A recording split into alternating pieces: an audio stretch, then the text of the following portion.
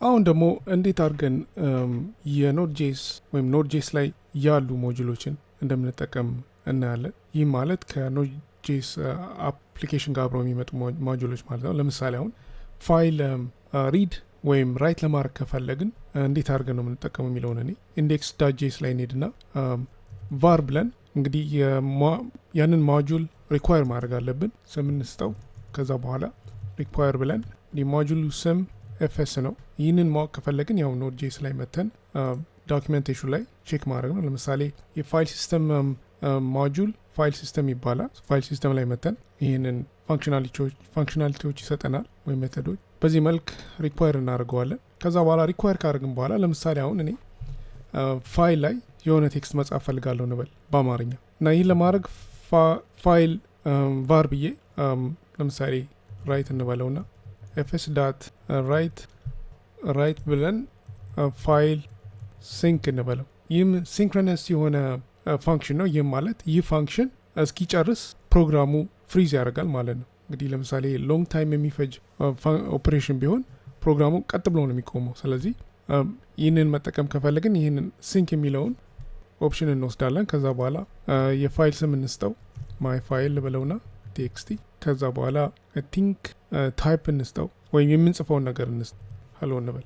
ዶክሜንቴሽኑ ሄደን ቼክ ማድረግ እንችላለን። ለምሳሌ ፋይል እዚህ ጋር መተን ራይት ሲንክ ነው ያለው። ከዛ ራይት ሲንክ ኤግዛምፕል ሊኖረን ይችላል። ኤግዛምፕል የለም። ምን ያህል በፈር ይፈልጋል ማለት ነው። ያንን በፈር ያው ሰጥተነዋል እና እዚህ ጋር ሴቭ እናርገውና ራን እናርገው። ክራሽ ላይ ያደርግ ይችላል። ሪኳየር በዚህ መልክ እንግዲህ ያው ፋይሉ ተጽፎልናል እንደምታዩት ሄሎ ብለዋል። ከእንደገና መጥቼ እዚህ ጋር በአማርኛ ብል አይሰራም እንደማስበው፣ ምክንያቱም UTF-8 ላይሆን ይችላል። ቼክ እናድርገው ግን ሰርቷል። እና በዚህ መልክ ያ መጻፍ እንችላለን።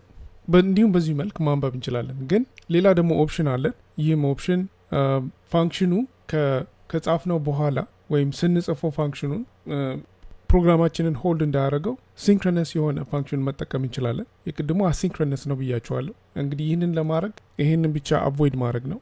ሲንክ የሚለው የፋንክሽኑ ፓርት አያስፈልገንም። ይሄ ማለት ነው። ሴቭ እናድርገውና ለምሳሌ በዚህ መልክ ደግሞ ይህንን ከተጠቀምን ያው ኮልባክ ፋንክሽን አለው።